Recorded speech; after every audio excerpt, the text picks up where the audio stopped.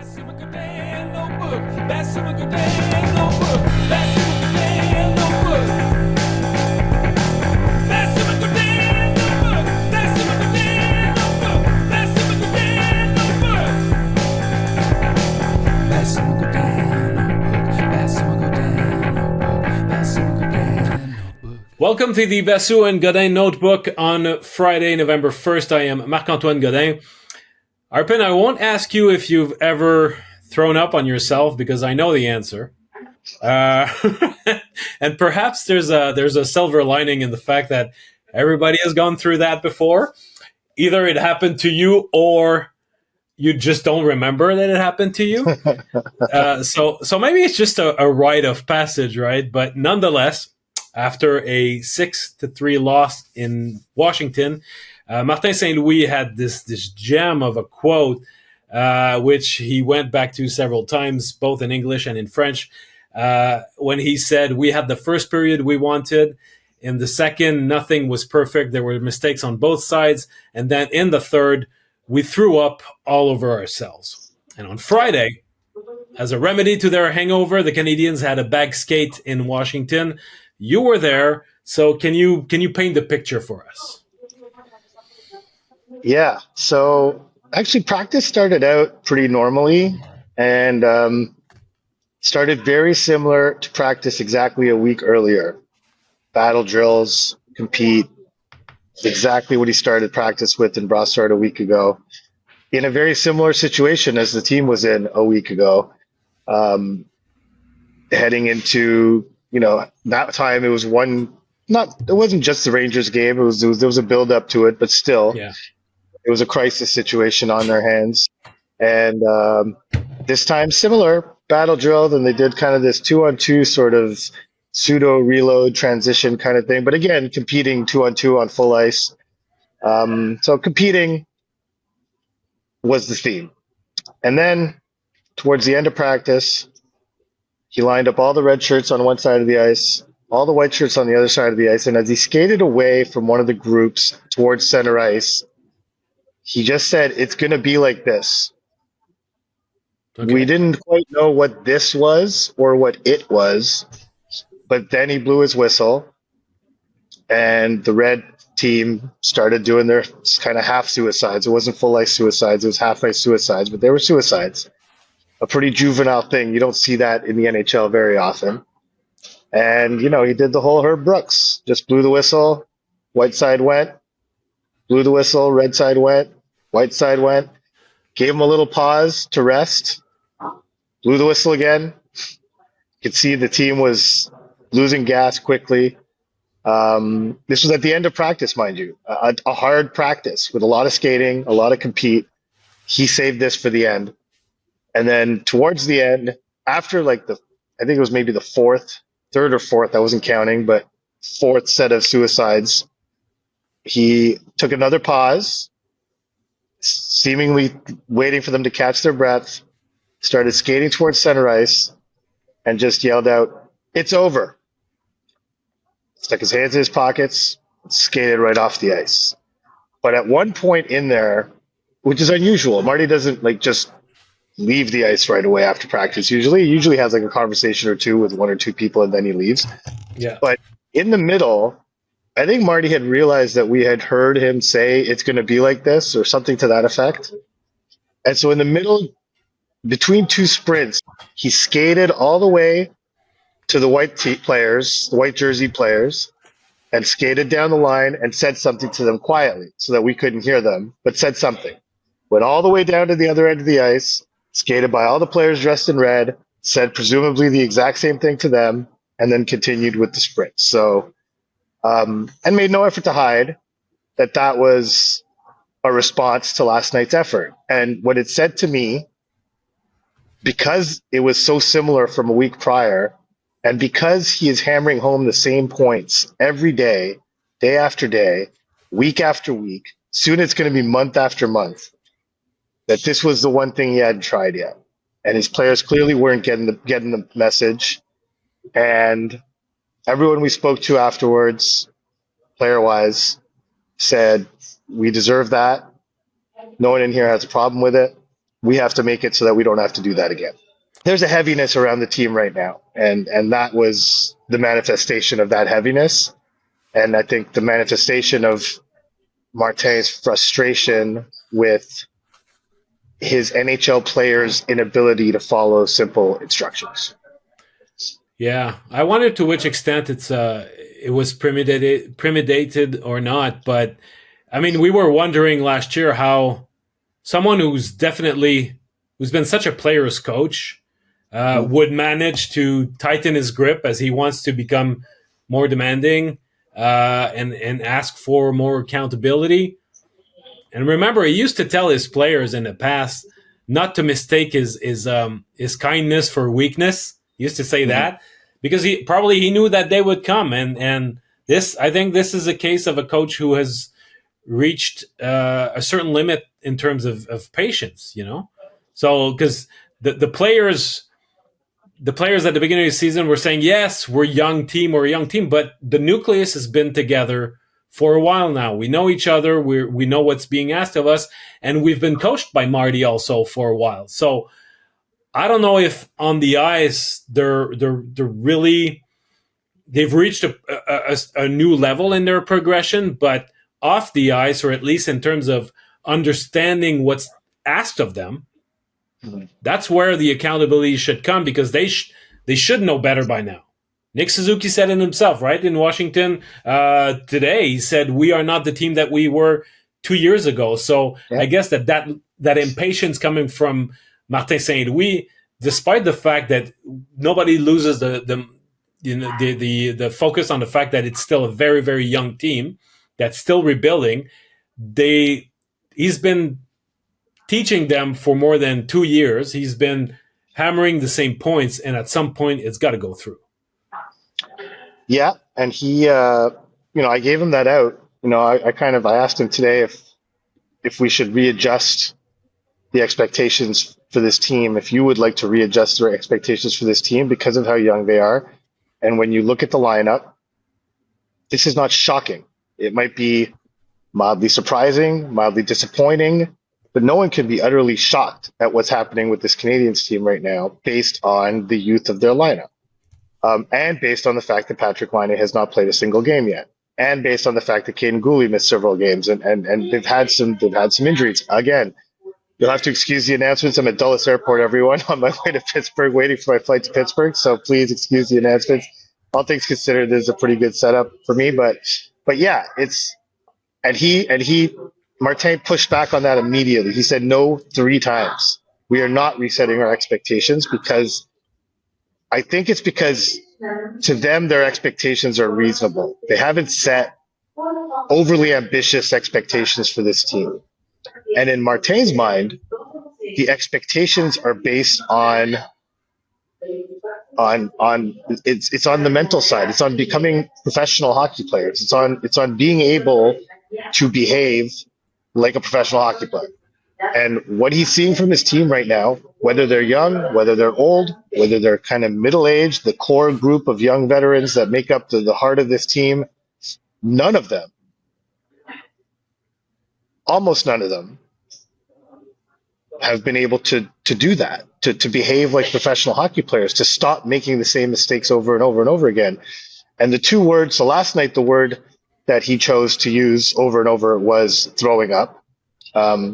Today, the 2 words he chose were habits and mindset. And he said, to me, I'm not even worried about winning. We need to reset the habits and mindset. We don't need to reset the expectations. It's the habits, the bad habits, which comes down to puck management ultimately, which has been a theme from day one this season. And the mindset's the most interesting part to me, because something he said about the mindset that I thought was interesting was that, you start the season, there's 80-something games left in the season. You're thinking, and urgency always comes. No, at the beginning of the season, there's 80-something. There's 82 games. Yeah. And he's like, urgency only comes with a deadline. And so when you start the season, there's 80-something games left. The deadline seems very far away. And that's the wrong mindset. The deadline is every day. The urgency is every day, every game. Their next game is the exam. And if you don't prepare for that exam, you're going to fail it. Like, you can't procrastinate and hope to succeed. So these are terms that he's used before, but the lack of urgency, to me, it just speaks to the maturity of the team. And that again goes back to youth, but I think it's a good sign that Marty's didn't accept that out. He rejected it completely right away, immediately. He wanted nothing to do with it, because mature teams don't go through what this team went through last week. 9 days ago, they had practice on the Wednesday of last week, coming off that loss to the Rangers, had a day off, and then had a really intense practice on the Friday, 7 days earlier, and then went out and swept the weekend against St. Louis and Philly, and felt great about themselves, looked great doing it, and appeared to have turned a corner. A mature team would have taken that scenario and run with it, and it would have led to a stretch of good play. An immature team takes that in and becomes complacent, and it looks like that's what this team did, because they're kind of immature.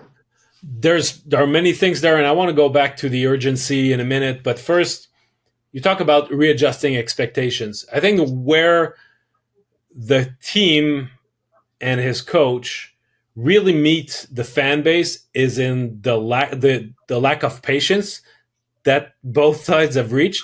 I think it's more realigning expectations on the maybe in the fan base more than on the team, because the team has set expectations of what they thought could be achievable this season in terms of a certain level of play that they thought that where they were at in their build they could attain. We're 11 games into the season, and there's nothing that tells us that by game 50 they will have the level of play that they're expecting. They have not started the season like that. But I think that it's throwing the towel and say, oh, no, we had too high expectations, let's just scale this down. It would not make sense. Yeah. I think that for fans, though, who heard being in the mix and thought, oh, they're promising us playoffs, maybe those people that are showing impatience now should revisit their own expectations and remember that the rebuilds are always longer than 3 years. Unless you're the New York Rangers, and we've been through that before, this is a longer process than that. So if you decide to be overnight, more impatient over the fact that this team is not winning and how come they're not providing us results yet, maybe it's a you problem. Because yes and no. I would push back on that, because I think if they were losing the way they lost a lot of games last year, they were losing in a competitive losing. We basically had to trademark that term at one point. I mean, this was what they're doing now is not competitive losing. It's not at all. It's really disconcerting losing. It's losing in a sloppy, ugly fashion. I mean, the game against Washington, you could say it was imperfect through 40 minutes, and I would agree with you. But I thought, all things considered, Washington being on a total hot streak and looking like, not looking like, being the most surprising team in the NHL to this point, even though they were getting outshot, arguably outplayed, they were making mistakes, they were in the game. They were in the game through 40 minutes. It was a tie game. You come out for the third period, you're like, listen, guys, despite it all, we're in this thing. We have a chance to win this thing. And they come out and they throw up all over themselves. I mean, you can't really put it much better. Crap their pants would have been, I guess, another alternative if Marty wanted to use that one, but it means the same thing. They shot themselves in the foot, which was a term that Marty was using throughout the season. We heard that over and over. Well, I think he realized that and decided he needed to crank it up a notch and go to throw up all over ourselves, right? So, but that's what they do, and it's. I mean, that fourth goal. And I wrote it in my piece, and I hate to bring it up because he's been the real bright point of this team. He scored his 10th goal last night. But when Cole Caulfield looks up from his zone, sees Nick Suzuki on the opposite side of the ice, on the other side of the blue line, with a whole bunch of ice between him and Nick, and decides to throw that pass that really wouldn't have given them a whole lot if he had completed that pass, but had a high level of risk, and it turns into a puck that Washington turns over, grabs it, comes right back into the Canadian zone and scores. This is exactly what Marty's been talking about the whole time. Like, he doesn't want players to not take risks. He wants them to not take useless risks that don't provide something worthwhile on the other side of it. That's what he always talks about, and he's right. A risk with a high level of reward on the other end is worthwhile. You can take that risk. A risk with very little reward is not a risk worth taking, and that was a textbook example of that to me. And it's just, if I know exactly what we've learned is that a lot of what Marty tells us is similar to what he tells the players. So that message has been hammered home to the players on multiple occasions. Yeah. I can't see a situation where it's more applicable than that decision to make that pass. And as soon as the puck went in the net, Cole just raised his head, looked to the heavens, was like, damn it, like that was not the right call in that situation. You can eat that puck, you can send it up the wall. You have many other options, and the one he chose was not the right one in that circumstance, and it bit him. And then the fragility of the team showed when they came back and scored 36 seconds later, and boom, game over. So yeah, not to mention, not only that, but Caulfield also tipped the shot from the point and ultimately, put the puck on the silver platter for McMichael. Right. And when you talk about bad puck management, all 3 goals in the third period were the result of that. There were clearly individual mistakes. There were 2 turnovers like back-to-back at the offensive blue line, Evans and Gallagher. And eventually Gallagher lost Protas, and while the defensemen were giving the blue line on the counterattack, but it started with a couple of 2 turnovers in a span of 5 seconds at the offensive blue line.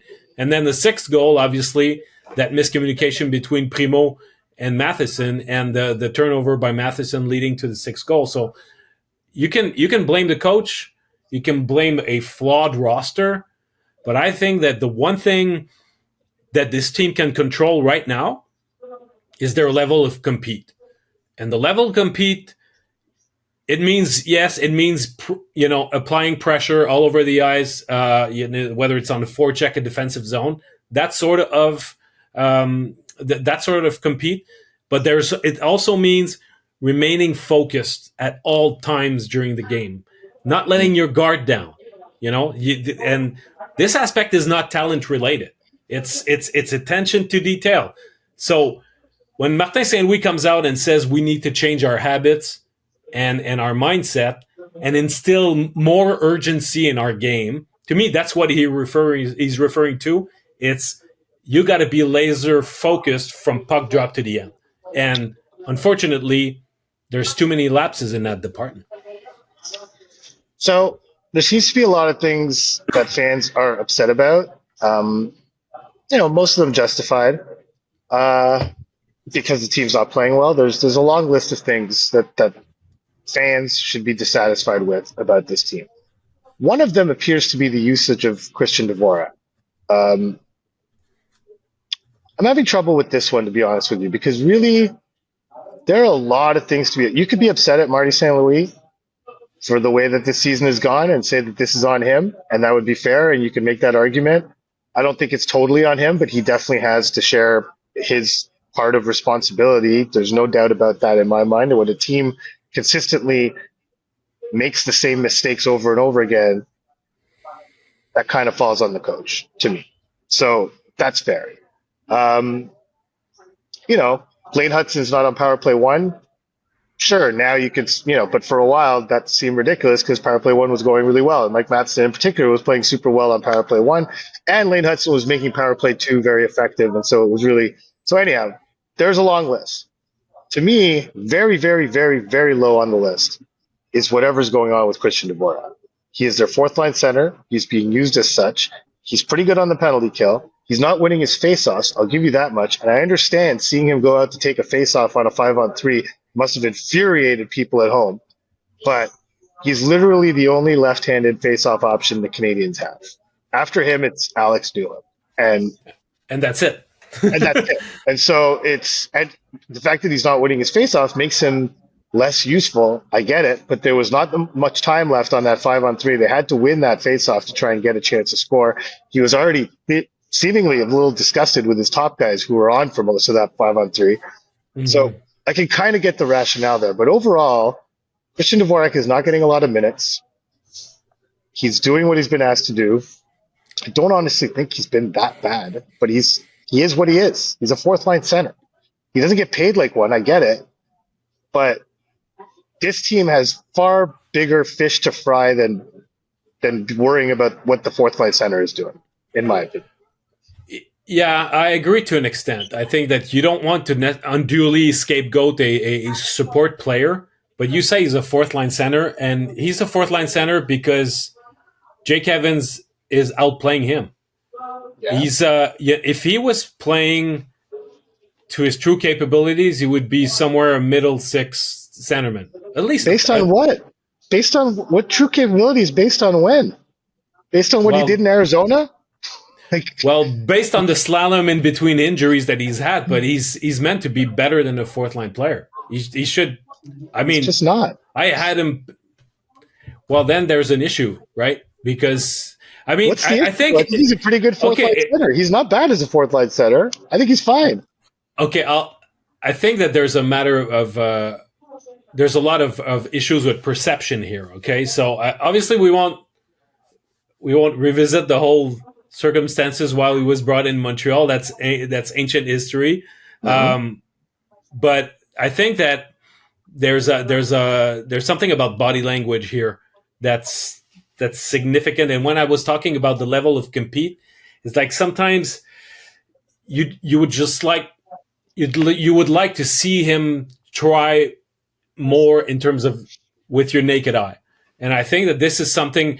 There are some guys that try real hard and it's obvious. Some others, it's more nonchalant. And I think that there's a case with Christian Dvorak where that lack of urgency, you sort of feel it when you saw him, when you see him play. I don't know if it's because he's in the last year of his contract and he sees his own future somewhere else. But I'd like to see a bit more fight in him. And you say, oh, he's a fourth line center and he's there for defensive responsibilities. I agree with you regarding the face-off, by the way, on 5-on-3. He was their only left-handed option. But on the third goal, the Canadiens are second on the puck during a series of movement, along the boards. The Caps are rimming the puck and the Canadiens are always second on the puck. Dvorak among them, and finally he touches that puck and gives a perfect pass right in the slot, and that turns into the third goal. So if you're not providing offense and you're not leading the charge in any way, at least you need to be irreproachable defensively. Now, where I'm going to defend him is that when you look at the stats, he's among the Canadiens, he's the one with the lowest expected goals against number. So that's quite something. But I think that the Canadiens are, if you're looking to create a jolt somewhere, are you going to crack the whip on the guys that need to lead you somewhere, or you're going to make an example out of a guy who's probably on his way out and just try to, I don't know which form it could take. In a few weeks from now, you're going to have Raphaël Harvey-Pinard coming back, and when you look for compete, he might not be the most talented guy, but in terms of compete, he brings it. So is it going to be that? I don't know, but the Canadiens will probably need to look in one way, shape, or form to try to find a way to ignite something and find a spark, either through a lineup change or, last year it was Yoel Armia's demotion to the American League at the beginning of the year. It paid off because he came back rejuvenated and more motivated and in a better mental frame. I don't know if the same thing needs to be done with Dvorak, but I think he's a guy that the Canadiens can use it as an example. Yeah, I don't see it. It's just like I don't see the same thing. I mean, I don't know what kind of example that was. I mean, the only thing is that he's so tight with the leadership core, right? He's Cole Mm-hmm. Caulfield's roommate. When they do that little victory huddle, which they haven't done a whole lot of, he's in there. He was part of the original. It was him and Cole, I think, that started it, and neither of them remember why it started. But anyhow, he is in with those guys. So yeah, I guess sending him down would create a jolt with those guys, which actually wouldn't be crazy because it's those guys that need the jolt. It's not Christian Dvorak. Like, it's not the fourth line that needs the jolt. No. It's those guys. And Cole Caulfield's scoring goals, but I think even he would say his all-around game is not where he wants it to be. Marty the other day was saying that I think there's more there. I don't disagree with him. Last night, for instance, yes, he scored. I didn't think that was a great game on Cole Caulfield's part. Nick Suzuki turned over a puck at the offensive blue line that was inexcusable. It didn't turn into a goal, but it turned into a 2-on-1 for the Caps in the third period. It's just, and this stuff keeps happening, and it's those guys that are doing it. It's Doc, it's Newhook, it's Suzuki, it's Caulfield, it's the guys that are supposed to be driving this bus, and they're not. So to focus on Christian Dvorak when this is going on seems ludicrous to me, but it's easy to crap on Christian Dvorak and say get rid of him because the Canadiens could do that. They can't get rid of the other guys, but that's what needs to be addressed. And I think that should be the discussion point, is that, Nick Suzuki in particular, captain of the team, very confidently stating what he believes to be a team on the verge of something special. Said it again today, frankly, and they're just not there. Like last night after the game, I brought up this thing that he said at the player media tour, and he repeated in various forums since, but that how mistakes were not that big of a deal for the last couple of years. I'm looking forward to getting back to an environment where, getting back to winning ways, he said, but basically an environment where those mistakes are no longer tolerated. Well, when you're the one making those mistakes among a group of people making them, how do you set your expectations? How do you back up what you're saying when you're the one doing it? And he said that last night, we have guys in here, and I'm one of them, who are turning pucks over and doing the things that Marty's asking us not to do. And it's just like, and that by the end of the sentence, he's like, I don't know what to say. I don't know what to say to that. And so I think he's producing well. His production's great. But the mistakes that the habits that Martin Saint-Louis is talking about, he's in that. He's not leading by example in the sense that he's not going out there and taking what the coach is saying and applying it on the ice. He is still making those mistakes.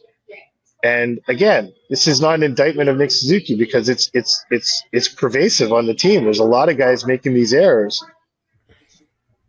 But at a time like this, you kind of need your captain to be like, this is how we do it, guys. And he's not necessarily doing that.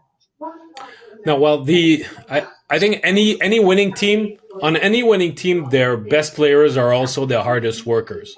So the Canadiens could be out there looking for a player with an edge, but it's not a player with an edge coming from outside that will instill more drive in the rest of the group or provide a higher sense of compete. It's got to come from your top players. That said, I think that at least the excuse that I see a little bit with Suzuki is that for the mistakes that he makes defensively in terms of puck management himself, at least he balances that with opportune offense. Yeah. Like yesterday, he made a good play that led to Caulfield's goal in the second period. Mm-hmm. And he scored a big goal to make sure that the Canadiens at least would go back in the to the room with a tie score. So at least there's that. We should talk about that goal for a second, because I think it's an example of what needs to happen with this team. So that goal begins with Lane Hudson getting the puck near the boards, near the blue line. So far this season, 9 times out of 10 in that exact situation, he is going down the boards, trying to beat a guy and make something happen. He's going to try and create. And you saw last night, he got the puck and he started to think of doing it. And he looked up and he pulled back. He sent the puck over to David Savard. Simple D to D pass. Savard finds Suzuki through the seam, has a better angle to find him. Suzuki one times it and scores. Now, 2 weeks ago, Lane Hudson doesn't do that. Guaranteed. 100% guaranteed he does not do that D to D pass. He is going down and trying to make something happen. Nothing wrong with that. But he is in the process of learning how to pick your spots. And in his case, it's hard to pick your spot when you believe, well, probably because you're right, but you believe in your heart of hearts that you can make something happen every time you touch the puck. And I talked to him about it today, and he's like, I was talking to the coaching staff, I'm trying to make the most out of my puck touches, which he's consistently said. That's what he always wants to do. Every time he touches the puck, he wants to get the most out of it. What he's realizing is that getting the most out of his puck touches sometimes is making that D-to-D pass to Savard. Because if he had done that last night and he had beat a guy, this is what he said. This is not me, but he said, if I go down and I beat a guy, I'm just beating him to go into pressure. I'm not beating, like after I beat him, I have to beat another guy. And the chances of me beating that second guy are pretty slim. So I'm really leading to a situation where the play is going to die. So instead of doing that, I saw Savvy there. I sent it over to him, hoping I would get it back. Like he's being honest, like hoping I would get it back in a different situation. He made a great play to Suzuki, a great play to Suzuki, sorry. And we got a goal, and so that's, but and it's even more true when that D-to-D pass is the equivalent of the chip in or the chip out or the pass up the wall instead of the pass that Caulfield tried to make to Suzuki. Like it's there's so much that can be drawn from that. It's a very similar thing. It just happens to be in the O zone instead of the D zone, but it was a puck management decision, and he made the right one. The rookie did. Not to say all his decisions are correct. Far from it. He makes a lot of bad puck management decisions, but that instance was an example of what Martin St. Louis is after with this team, and he's not getting it nearly often enough. And also the other thing about Hudson skating into pressure and eventually putting himself in a position where he might lose the puck and lose eventually a battle because he's cornered by the opponent.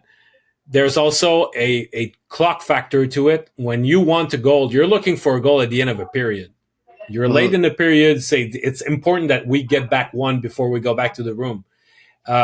Sometimes these more effective plays might save you time, because if he overcomplicates things and handles the puck for too long, those are precious seconds that are going down. So it better pay off. Otherwise, you're losing precious seconds. So it's valid at all times.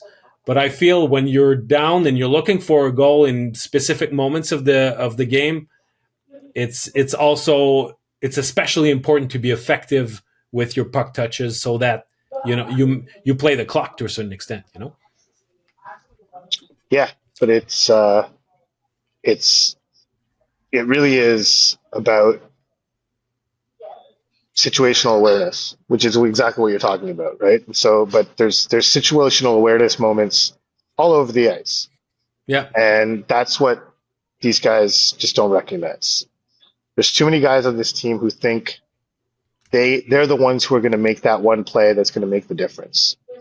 And it does often make the difference, just in the wrong direction. It makes a difference by going back into their own zone and winding up in their net. And we've been talking about this for weeks. This has been a thing with this team for weeks, and that's why you got a bag skate on Friday. Because, and Marty, I asked him, like, was this your last resort? Like, was this kind of like, is this the one sort of bullet in your chamber? He loves to use that analogy that you haven't used yet, that finally you had no choice, you had nothing left.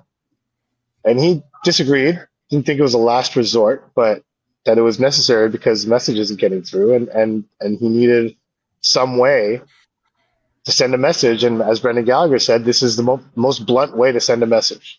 And I think he tried massaging it to some extent up until now. On Friday, it was hammered home. So for a second Saturday in a row, the Canadiens are like facing this existential crisis going into Hockey Night in Canada. So we'll see what version of the Canadiens show up in Pittsburgh, which is where I'm heading soon, for this this crisis bowl, which frankly both teams on Saturday night are facing somewhat of an existential crisis. So we'll see how that goes. Yeah, absolutely. Another, apart from Christian Dvorak, another person or couple of people who get a lot of flack are the goalies.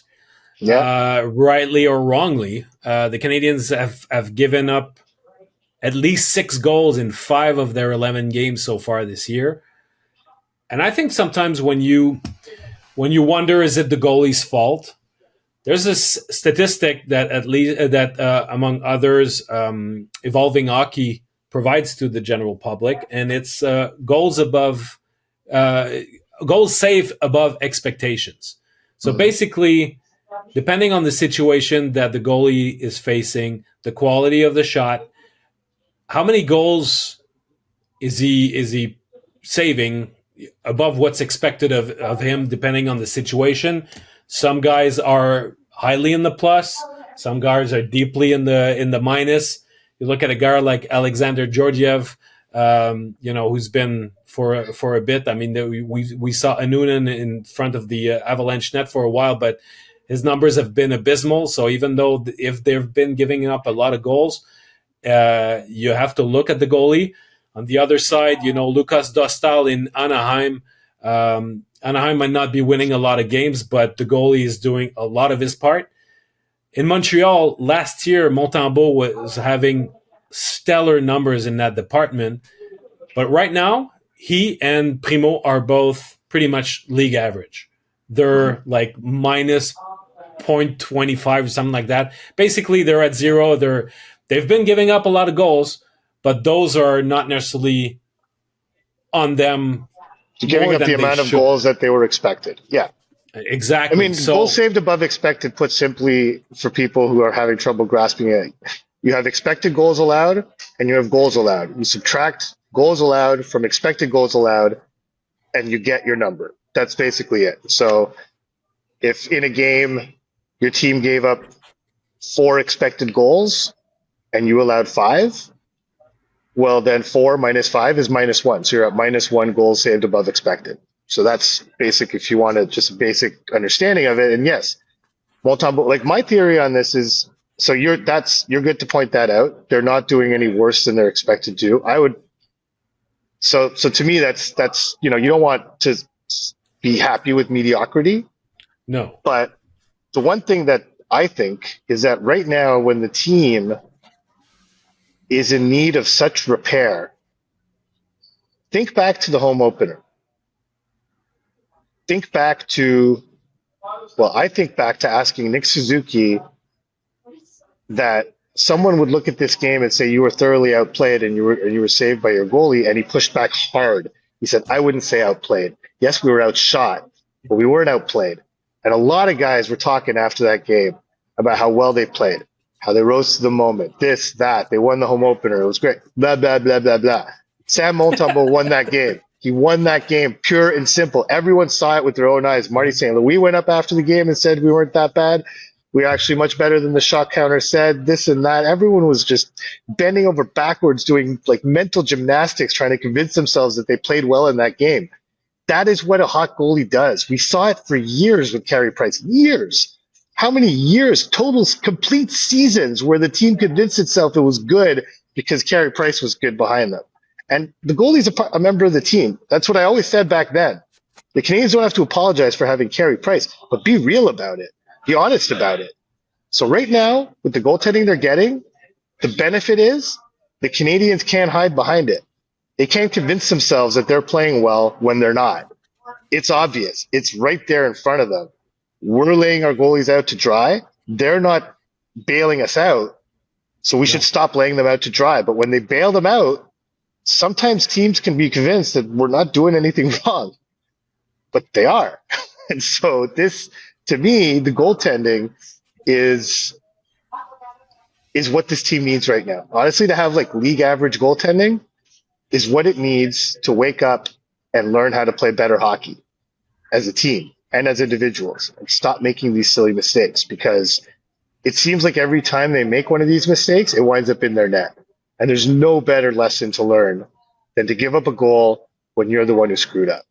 That's how you learn those lessons. Unfortunately, that's seemingly what it takes with these guys, because they're being told and they're not listening. They're being shown on video and they're not listening. Now they've been bag skated. So let's see if that works. But it's I would put goaltending just above Christian Dvorak on the list of problems the Canadians have right now, in my opinion. Well, I think that the only thing there is that, in the last 6 games, there were 6 instances where the Canadians gave up 2 goals in 2.5 minutes or less. Yesterday it happened twice. Was it not 3 times? Were they not twice. 3 bunches of 2 goals? There was 2 goals in 54 seconds, and then there was 2 goals in 36 seconds. Yeah. So it happened. So in this case, that's an opportunity, I think, where a goalie could help with a timely save, turn things around. So this is it goes beyond the numbers, but I don't know to which extent it would always show up as a goal saved above expected, but the team would know. And sometimes it would go into the category of timely save. Yeah. Exactly. There's no column for that, but the teammates know. And I think that they're not to be blamed more than anybody else, but it's just in the situation that they're in, it's what you're looking for from these guys. At some point say, there's a timely save so that we don't they're so fragile and there seems to be such a lack of confidence. You were talking about the fact that they had 2 very good games against Philly over the weekend, past weekend, and then they arrive against Seattle, and they were not the mature team that would build on that. That's the one game they needed where they needed the goalie. That's the one loss I put on the goaltending. Is that one? Yeah, because they need. Last year they had only one stretch of games where they won 3 in a row. Only one. Did they have any? When did they have that? Did they not have any? No, they had one towards the end of the season. So, but they had. I don't know about that. I thought they didn't. I thought they didn't have one all season. That's interesting. But on the other end, they had, I think, 5 or 6 stretches of 4 winless games. So it's been.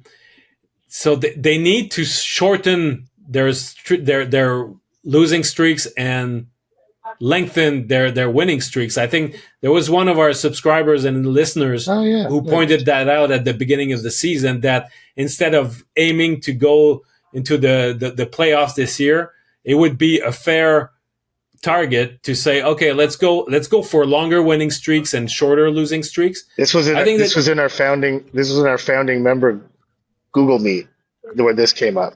Well, that's a very wise thought because I think that's a good example right there. Where if you have a team that's vulnerable, you can help its confidence by getting that 3rd win in a row and just propelling things forward.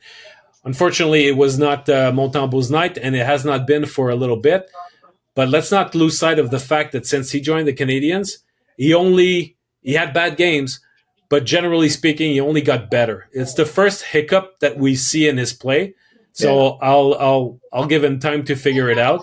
But it's just that with the team being in shambles, left, right, and center, if the goalie once in a while can come with a timely save, that would help. It was Robert Dufour who suggested that on our founding member Google Meet. And I thought it was great because, yes, that is actually better than in the mix. Because he was like, I don't care about this in the mix garbage. This in the mix stuff can go take a hike, basically. And said, what I want to see is can you put together some winning streaks and can you cut your losing streaks off? And, a week ago, last Saturday, I thought of that, okay, look at this. They just addressed something. They self-corrected, put an end to their losing streak with a solid, convincing win at the time. Yeah. So here they are. 2 games does not really count as a losing streak, but when you give up 14 goals over those 2 games, it gets amplified, right? And so it's like you're in a situation. I know it's ridiculous to say, but it gets amplified. But it's just 2 losses. They lost 2 games in a row. They won 2 in a row. They lost 2 in a row. They're 500 over the last 4 games. It's just the way in which they're losing. Their three last losses actually have come 7-2, 8-2, and 6-3. So that's 21 goals. Is that right? Yes. It's 21 goals in their last three losses. And so that hits more. Yeah. It's just three losses. It's 3 L's in the standings. 21 goals allowed, and the way in which it happened. And I would argue of the three, what happened last night in Washington was the worst of the three because they started the game on time. They established some good habits, not perfect, but still, they were competing in that game. And the game was there for them. The game, just like the game was there for Washington. You come out for the third period, the game's up for grabs. Who's going to perform? Who's going to rise to that occasion? And the Canadiens wilted.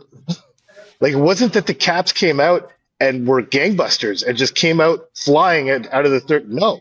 The Canadiens handed them the game on a silver platter, said, here, take the 2 points. We don't want them. That, to me, is worse than what happened against Seattle, because Seattle, again, I put that on Monty largely. And New York, there were, like, widespread structural issues involved, but that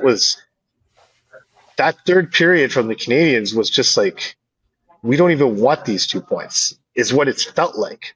But the thing is that, and I talked to some of the guys, like, the reason why that's happening in their minds is they want those 2 points too badly. And if you think of that play that Caulfield made, right? Yeah. And I haven't had a chance to talk to him about it. And again, I don't want to make too much of it because this is just indicative of what the Canadiens are making as far as mistakes. So don't take it as like this overly critical thing of Caulfield. This just happens to be the most glaring example that's relevant right now. But in his mind, when he's making that pass, he's like, oh, nice, I can get the puck to Suzuki all the way up there. And then we're off to the races. And then we'll have Heineman will be filling, and then I'm going to pick up as a trailer. And then if he can get into the offensive zone and I can get to the offensive zone as a trailer, as a second wave, he can hit me and I can score. And then we'll be winning the game. Like, this is what he's thinking. He's not thinking, wow, I'm going to make this totally irresponsible pass that has very little chance of success and turn the puck over to the Caps. No. He's thinking, this is a play I'm going to make to try and win. Except the maturity part of it is not every play has to lead directly to that win. Sometimes the simple play leads to the win because you've lived to fight another day, as they like to say. You know, you work the count. You see another pitch in Marty's parlance, so he likes to use the baseball analogies. You foul one off, see another pitch, get another chance. And so the fact that a game is not won or lost, it can be lost, actually, on individual plays, but you can't try to win the game on every single play. And that's what I think this team is trying to learn. And they're not there yet. They're not a mature team. So we'll see. They're playing a very mature team in Pittsburgh on Saturday. We'll see which version of this team shows up. Because a lot of guys today said, you're going to see a different team Saturday. And they said it pretty defiantly. So now it's on them. There was I went to look at the stats. What happens to the team when when it's tied after two? Because you just described how it went in Washington. They're giving up 3 goals and wilting after being tied up at 3 after 2 periods. Last season, their record was 5-6-6 when it was tied after 40 minutes. And 2 years ago, it was 10-9-3. So honestly, for a rebuilding team, an honest record. Not terrible. Yeah. Not terrible. Yeah. But so far this year, they're 0-2-1. So they managed to get 1 point, but they have yet to prevail when it's tied after 2. So you have to keep your focus on what you need to do and keep your compete level high in terms of the task at hand. Not trying to end up on the highlight reel every time, So and the urgency of the 2 points. But the problem with urgency is it can lead to thought processes like the hypothetical one I just described that maybe Caulfield had when he made that play, and other decisions like that. Like, I'm going to beat this guy at the red line, and then all of a sudden we have a 3-on-2. Mm-hmm. That's a positive mindset. That's a positive outlook. And that's playing with some urgency. Like, oh, if I beat this guy, we got a 3-on-2. We have a numerical advantage. We're going to go in and score. But the weird thing is that the urgency that Marty wants them to show needs to manifest itself in restraint and in consideration and calculation of risk reward factor. What is this risk worth the upside? What is the downside? And normally you don't want players going into a play thinking, what's the downside of this play? You want them to think of what's the upside. That's a healthy mindset. But the reality in the NHL is you have, and depending on what type of player you are, you have 50 to 80 times a game where you have to make a decision like that. You can't every time go for the, let's just think of the upside in this situation. You do have to look at the downside. That's the reality of playing in the NHL. Everyone around you is so good, which is why I wanted to highlight that decision that Lane Hudson made, because he is accustomed to being able to beat just about anyone one-on-one. And he's realizing relatively quickly, and I think that game against the Rangers was the most blatant lesson for him in that regard, is it doesn't work that way in the NHL. Yes, you can beat some guys, but your success rate's going to go way down than anything you've been used to in the past. And he's learning that. He again today referenced Quinn Hughes and Adam Fox and says, I watched them a lot, and some of the best plays they make are the simple plays. And they're doing something right. So I might as well do that too, kind of thing. So yeah. And I think his teammates would stand to learn the same lesson sometimes too. All right, Arpin, in other news, the Laval Rocket has started their season surprisingly well, winning six of their first 7 games. We were told by everybody how it would be yet another slow start because they're a young team and it would take time figuring things out. Well, no, it's probably the best start that they've had since they set up shop in Laval. So I think it's only relevant in this case that our Future Friday discusses. Our discussion revolves around a Laval Rocket player. So here is Future Friday. Future Friday.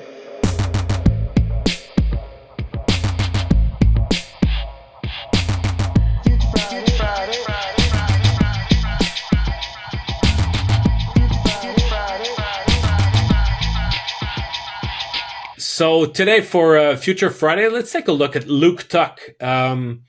We mentioned him in passing last week, and you said, he's a player that Pascal Vincent seems to like quite a bit. Mm-hmm. And it rang a bell when we heard the reports that the Canadiens were on the lookout to add a player with some edge. That's a thing that Luke Tuch has been providing so far in his in this beginning of season in Laval. I had the chance to chat with him earlier this week, and it's really striking to me when talking to this kid that he has arrived in Laval knowing exactly what's his identity at this point. And Pascal Vincent said, it's rare that guys start their pro career knowing right away what sort of the player they are and they need to be in order to succeed. Granted, he spent 4 years in college, so it's not as though he arrived and he's a 20-year-old rookie. But he just scored his first goal in the pros in Utica not so long ago, and Utica is an hour and a half away from where his family grew up. So he had family and friends over there, about 30 people that went to see him. And they took a nice picture after the game to celebrate his first goal. But he said, the goals are nice, but I won't focus about the goals because for me, my game has to be being physical, playing with pace, playing in straight lines, and being responsible defensively. I'm not worried about the points. And he insisted so much on the fact that he wants to be a physical player that this is something that the Canadiens will be happy to get down the line. It might not be right away because he's only not even 10 games into his pro career. We have to give him time to make sure that he's got his consistency in order. But down the line, I think he's becoming a very interesting prospect for the Canadiens.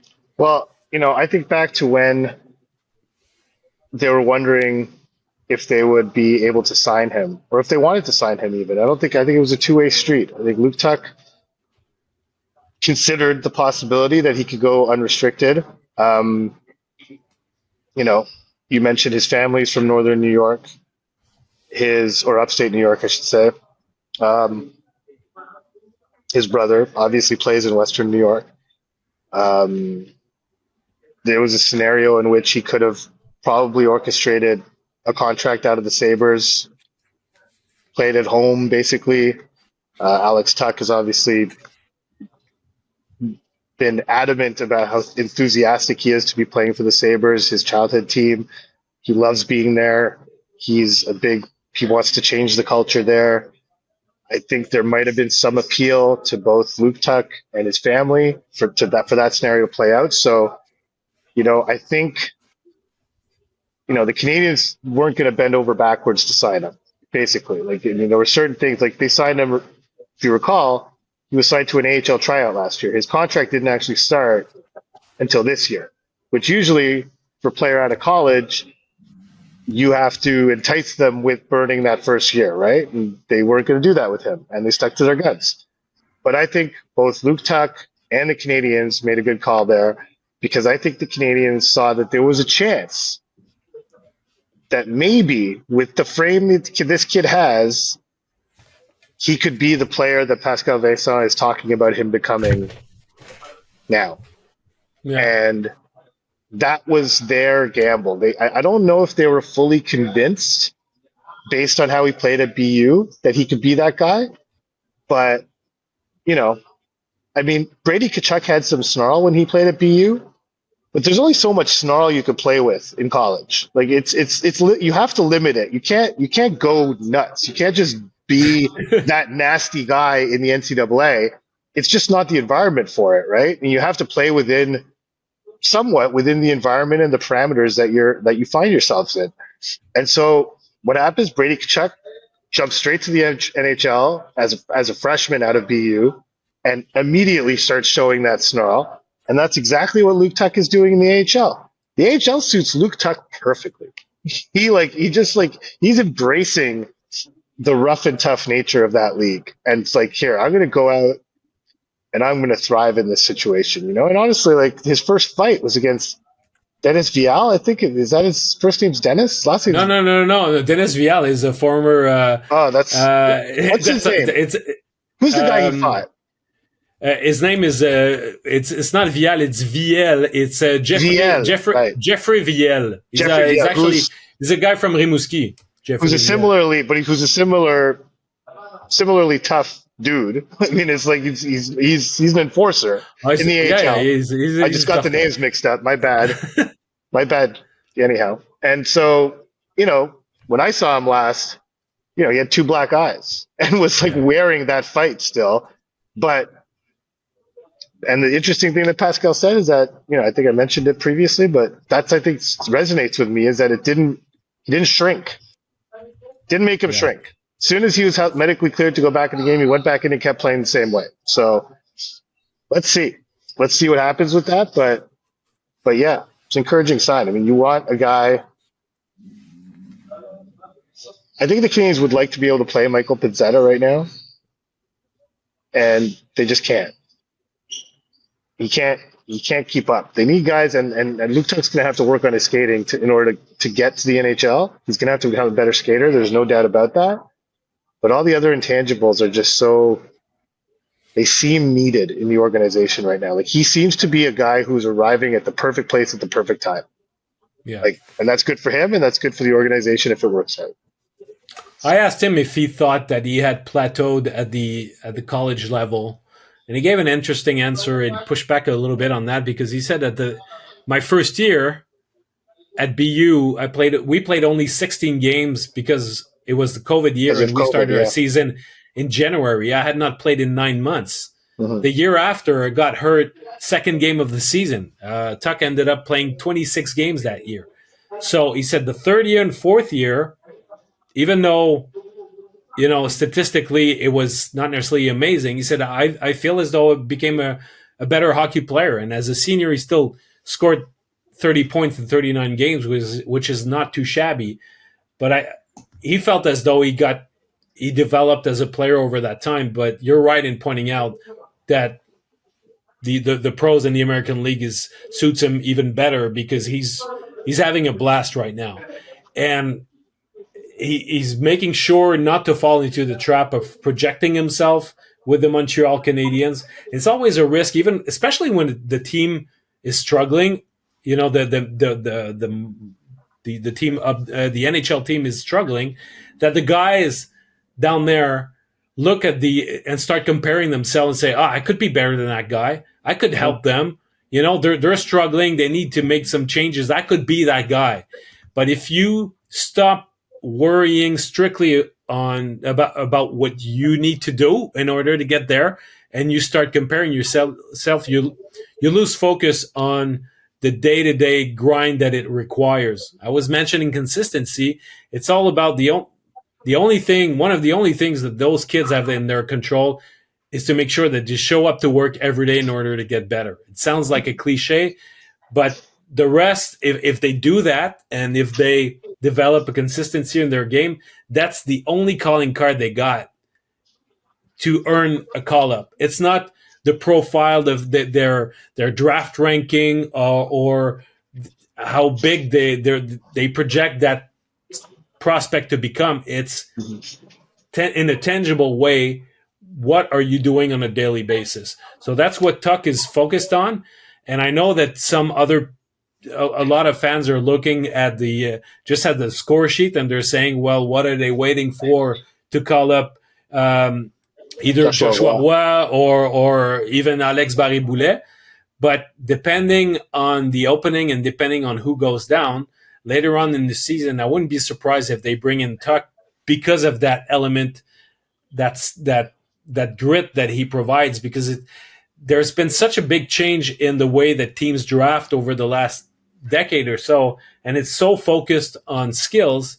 Then a player like Tuch, who there used to be a dime a dozen 25 years ago, but now his profile is more rare. So when you got a guy that's able to follow the pace and keep up with the play, who's smart enough to create offense on his own, but who brings that toughness element, it's really an added element that any team would look for. So it's good on the Canadiens that they decided to sign this guy, because he might be helpful down the road, and maybe sooner than we think. And you know what? When you mentioned Pascal Vincent talking about how rare it is that a guy knows his identity so fast, that really reminds me of Jake Evans and Laval. Mm-hmm. It's very similar, where Jake Evans knew exactly the type of player he had to be in the NHL. And Luke Tuch is very similar. He knows what'll get him there, and he's doing it. So the only thing though is that I don't expect them to bring yet another kid and another kid lacking experience at the expense of somebody maybe who's more well-rounded. The team is young enough as it is. They don't necessarily need more youth right now. They need experience and stability. Well, no, but not right now. But the scenario you're describing later in the season, I mean, if they're out of it, if they're no longer in the mix, then bringing up Luke Tuch for a few games, bring up a bunch of guys for a few games. I mean, it's unfortunate Meshar got hurt, but he would have been a candidate. Beck might get a few games. Like, there's tons of guys who would be candidates to get a taste if they're out of it. But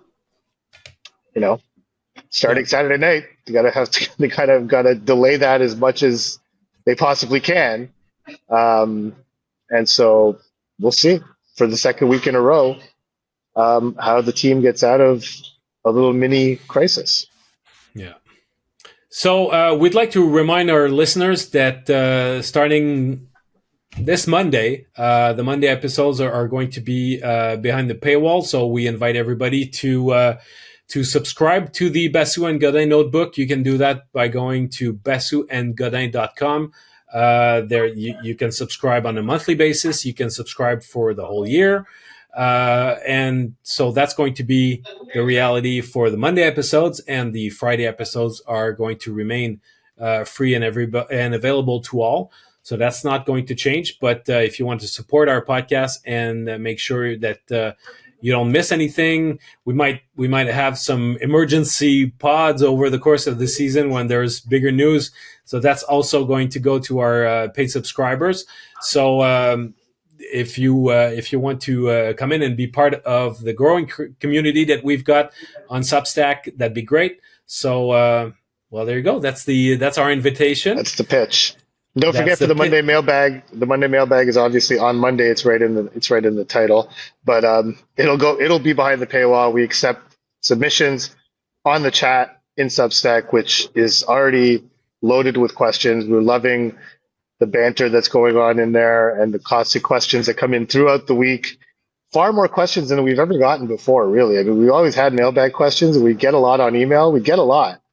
But I feel like we're getting them constantly, and they're often coming in during games, which I find funny. Like, I get a notification on my phone, and it's like in the midst of the action while they're screaming at their television sets, just banging out these questions and sending it in. So we love it. So keep it up. And or on just Monday, a comment, or just a comment, just or just a vent, or just a vent, a rage. Yeah. So we'll be doing the Monday mailbag obviously on Monday, but as Marc-Antoine said, this is our first episode that's going behind the paywall. So if you have not yet subscribed, please consider doing so. It'll help support our work, and it'll make sure that you don't miss any of the content that we're producing. But I'll tell you what, Arpin, I like the fact that the people who listen to us, they're smart hockey fans. It's not. I know I've seen like billboards or just comment sections at tons of places where it's like, oh my God. And I like the fact that our listeners are really on the ball. They're smart. They're demanding. I love it. And push back on our garbage sometimes. I like that too. Yeah. Keep us honest. Yes, exactly. Keep us honest. That's good. All right, everybody. Thanks for listening, and we'll be back on Monday. So have a great weekend, and Arpin, enjoy Pittsburgh. I will. See you, everyone.